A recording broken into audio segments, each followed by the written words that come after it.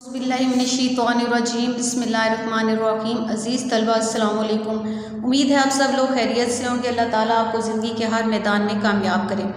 हम लोगों ने पिछली वीडियो में जो है आपकी गज़ल जो है जिसके शायर असदुल्ला ख़ान गालिब हैं, उनके हमने 4 अशार की तशरीह की थी, यहाँ तक कि हमको उनसे वफ़ा की है उम्मीद जो नहीं जानते वफ़ा क्या है। हम लोगों ने पिछली वीडियो में 4 अशार की तशरीह की थी। उम्मीद है आप लोगों को समझ आ गई होगी। अब हम जो शेर नंबर 5, 6 और 7 है इसकी तशरीह करेंगे। शेर नंबर 5 है, हाँ भला कर तेरा भला होगा और दरवेश की सदा क्या है, जान तुम पर निसार करता हूँ मैं नहीं जानता दुआ क्या है, मैंने माना कि कुछ नहीं गालिब मुफ्त हाथ आए तो बुरा क्या है। ये जो 3 अशार हैं, 5वां, 6वां और 7वां, इसकी हम इस वीडियो में तशरीह करेंगे और इसके मुश्किल अल्फाज के मानी भी याद करेंगे और इसके सवालात के जवाबात भी। अब शेर नंबर 5 देखें, हाँ भला कर तेरा भला होगा और दरवेश की सदा क्या है। भला क्या होता है? नेकी, अच्छाई, भलाई। दरवेश फ़कीर या नेक आदमी। सदा होता है आवाज़। इसमें भी आप पहले बताएंगे कि जो गालिब हैं उनको गज़ल का बादशाह कहा जाता है। उन्होंने फ़ारसी और उर्दू और फ़ारसी दोनों ज़ुबानों में शायरी की। उर्दू शायरी में उनका मकाम बहुत बुलंद है जिसे सब ने तस्लीम किया है। तो थोड़ा सा आप इसमें जो है शायर का तारुफ़ लिखेंगे जो हमने शेर नंबर 1 से पहले भी किया था। इसमें भी आप पहले थोड़ा सा शायर का तारुफ़ लिखेंगे और उसके बाद जो है आप तशरीह शुरू करेंगे। तो इसमें जो है शायर कह रहे हैं कि शायर अपने महबूब को एक बार फिर जुल्म सितम से बाज आने और राह मोहब्बत में साथ देने की तरगीब दे रहे हैं। वो कहते हैं कि जो दूसरों का भला करते हैं जवाब में उन्हें भी भलाई ही मिलती है। यहाँ शायर जो है अपने महबूब का एहसास कर रहा है। वो चाहता है कि मेरे महबूब के साथ भलाई हो, वो कभी परेशान ना हो, इस पर कभी कोई मुसीबत नाज़िल ना हो। इसका सबसे आसान तरीका ये है कि दूसरों के साथ भलाई की जाए। ये जो दुनिया ये मुकाफ़ात अमल है, यानी जो कुछ हम यहाँ करते हैं, जो कुछ हम यहाँ बोलते हैं, वही हमें जो है वो काटना पड़ता है कि अगर हम दूसरों के साथ नेकी करेंगे तो जवाब में हमें भी अच्छाई ही मिलेगी, लेकिन अगर हम दूसरों के साथ बुरा करेंगे तो जवाब में हमारे हाथ बुराई ही आएगी। तो शायर महबूब से मुखातिब होकर कहता है कि मेरे जैसे दरवेश मंश इंसान को तो बिल्कुल भी तुम्हें मायूस नहीं करना चाहिए कि मैं तो तुम्हारे बारे में खैर का ही चाहता हूँ, कि मैं तुम्हारा भला चाहता हूँ, तुम्हारी अच्छाई चाहता हूँ और तुमसे भी इसी बात की तवक्को रखता हूँ। यानी शायर कहते हैं कि जो लोग किसी के साथ भलाई करते हैं उनके साथ भी जवाब में भला ही होता है कि ये दुनिया जो है ये मुकाफ़ात अमल है कि जो हम यहाँ करेंगे वही हमें जवाब में मिलेगा। इसका हवाले शेर देखें, हम फ़कीरों से मुस्करा के मिलो, हम कहाँ रोज़ रोज़ मिलते हैं, हम वो फूल हैं जो सहरा में महविशों की हंसी से खिलते हैं। अब शेर नंबर 6 देखें, जान तुम पर निसार करता हूँ मैं नहीं जानता दुआ क्या है। निसार करना यानी कुर्बान करना, निछावर करना। दुआ यानी दिल से जो निकली हुई नेक बात होती है। अब इसमें देखें कि शायर अपने महबूब से मुखातिब होकर कहता है कि दुनिया में और भी बहुत से लोग हैं जो तुमसे चाहत का दावा करते हैं, लेकिन वो महज ज़बानी बातों से काम चलाते हैं। मैं तो तुम्हें दुआ देने का कायल हूँ।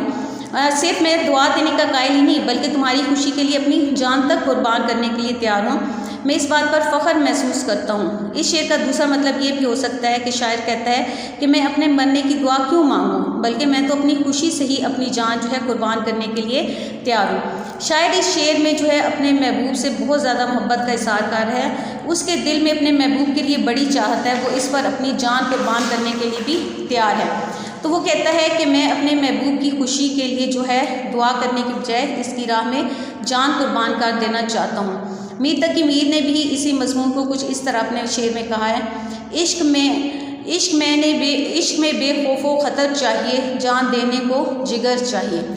अब शेर नंबर 7 जो इस शेर का गज़ल का जो मक्ता है, जिस शेर में शायर अपना तखल्लुस इस्तेमाल करते हैं उसको जो है गज़ल का मक्ता कहा जाता है। तो इसमें भी देखें कि मैंने माना कि कुछ नहीं गालिब मुफ्त हाथ आए तो बुरा क्या है। ये गज़ल का मक्ता है। मक्ता वो शेर होता है जिसमें शायर अपना तखल्लुस इस्तेमाल करता है। माना यानी इकरार किया, मुफ्त बिला कीमत या बिला मुआवजा यानी बग़ैर किसी कीमत के। یہ شعر غزل کا مقطع ہے اور کافی یہ مقبول ہے، کافی مشہور ہے۔ عام طور پر محبوب اپنے عاشق کو کم تر جانتا ہے، یعنی اس کو کچھ اچھا نہیں سمجھتا اور اس کی نظر جو ہے وہ خوب سے خوب تر کی تلاش میں ہوتی ہے۔ کسی نے شاعر کو یہ بتا دی ہے کہ جو آپ کا محبوب ہے وہ آپ کو کوئی اہمیت دینے نہیں دیتا۔ جواب میں شاعر کہتا ہے کہ ٹھیک ہے، میں کم بکت سے لیکن کم سے کم تر چیز بھی جو ہے اگر وہ مفت مل رہی ہو تو یہی کم مائگی اس کی جو ہے قیمت بن جاتی ہے۔ تو میں نے بھی اپنے آپ کو بلا معاوضہ یعنی بغیر کسی قیمت کے اپنے محبوب کے لیے وقف کر دیا ہے۔ شاعر کہتا ہے کہ میں اپنی کوئی قیمت مقرر نہیں کر رہا، بغیر کوئی قیمت ادا کیے تمہیں مل رہا ہوں، آخر اس میں برا ہی کیا ہے جو میں تیرا ہو جاؤں، میں اس کے بدلے میں کچھ بھی نہیں چاہتا۔ اصل میں شاعر اپنی ہستی کو اپنے محبوب میں ضم کر دینا چاہتا ہے، اس کے لیے اپنے محبوب سے کسی قیمت کا وہ طلبگار نہیں ہے۔ حقیقت میں وہ خود اپنا مطلب نکالنا چاہ رہے ہیں کہ کسی بھی صورت میں انہیں محبوب کی قربت حاصل ہو۔ اب دیکھیں وہ کہہ رہے ہیں کہ میں مفت میں اپنے محبوب کو مل رہا ہوں، تو مفت میں کوئی بھی چیز مل جائے چاہے وہ اس کی کوئی قیمت بھی نہ ہو، کوئی بکت بھی نہ ہو، تو اس کو لے لینا چاہیے۔ تو وہ اپنے آپ کو کہہ رہے ہیں کہ میں جو ہے اپنا مطلب وہ نکال رہے ہیں کہ مفت میں تمہیں مل رہا ہوں، وہ اصل میں اپنے محبوب سے ملنا چاہتے ہیں۔ شعر دیکھیں، تیرے عشق کی انتہا چاہتا ہوں، میری سادگی دیکھ کیا چاہتا ہوں۔ یہ تھے آپ لوگوں کے 7 اشعار، اس غزل کی 7 اشعار کی تشریح، امید آپ لوگوں کو سمجھ آ گئی ہوگی۔ اب ہم اس کے مشقی سوالات دیکھتے ہیں۔ پہلا سوال ہے کہ شاعر کو کن سے وفا کی امید ہے؟ تو شاعر کو اپنے محبوب سے وفا کی امید ہے۔ وہ کہتا ہے کہ ہم کتنے نادان ہیں کہ ان لوگوں سے وفا کی امید رکھتے ہیں جو وفا کے نام سے ہی واقف نہیں، وہ وفا اور جفا میں تمیز ہی نہیں کر سکتے۔ شاعر کہتا ہے کہ میرا محبوب بھی نہیں جانتا کہ وفا کیا چیز ہے۔ اب اس کا شعر جو ہے سوال نمبر 2 دیکھیں، شاعر نے کس کو نادان کہا ہے؟ تو شاعر نے اپنے دل کو نادان کہا ہے۔ وہ اپنے دل کی کو برا بھلا کہتے ہوئے کہتا ہے کہ اے میرے نادان اور نہ سمجھ دل، تجھے کیا ہو گیا ہے؟ تو اپنی نادانی کے سبب محبت کے مرض میں مبتلا ہو چکا ہے، اس کا کوئی علاج نہیں۔ یہ جو درد ہے یہ جو مرض ہے یہ لا دوا ہے، یعنی اس کی کوئی دوا نہیں ہے، اس کا کوئی علاج نہیں ہے۔ سوال نمبر 2 دیکھیں، کون مشتاق ہے اور کون بیزار ہے؟ شاعر جو ہے وہ عاشق ہے، وہ مشتاق ہے یعنی وہ شوق رکھتا ہے اپنے محبوب سے ملنے کا، جب اس کا محبوب جو ہے وہ بیزار ہے۔ شاعر اپنے محبوب کا قرب چاہتا ہے، وہ اپنے محبوب سے باتیں کرنا چاہتا ہے، وہ چاہتا ہے کہ ہر وقت اس کا محبوب جو ہے وہ اس کے سامنے رہے، لیکن اس کا محبوب جو ہے وہ اکتایا اور بیزار سا رہتا ہے۔ سوال نمبر 4 دیکھیں کہ درویش کے لب پر کیا صدا ہے؟ تو درویش کے لب پر یہی صدا ہے کہ ہاں بھلا کر تیرا بھلا ہوگا، کہ جو دوسروں کا بھلا چاہتے ہیں ان کے ساتھ جواب میں بھلائی ہی ملتی ہے۔ تو یہاں شاعر اپنے محبوب کو احساس دلا رہا ہے کہ جو دوسروں کا بھلا کرتے ہیں جواب میں انہیں بھی بھلائی ملتی ہے، کیونکہ دوسروں کے ساتھ نیکی کرنے سے اچھا اجر ملتا ہے اور برائی کے بدلے میں برائی ہی ہاتھ آتی ہے۔ اب جو ہے لاسٹ شعر دیکھیں، سوال دیکھیں، سوال نمبر 6 ہے، غالب نے مقطع میں محبوب کو اپنی کیا قیمت بتائی ہے؟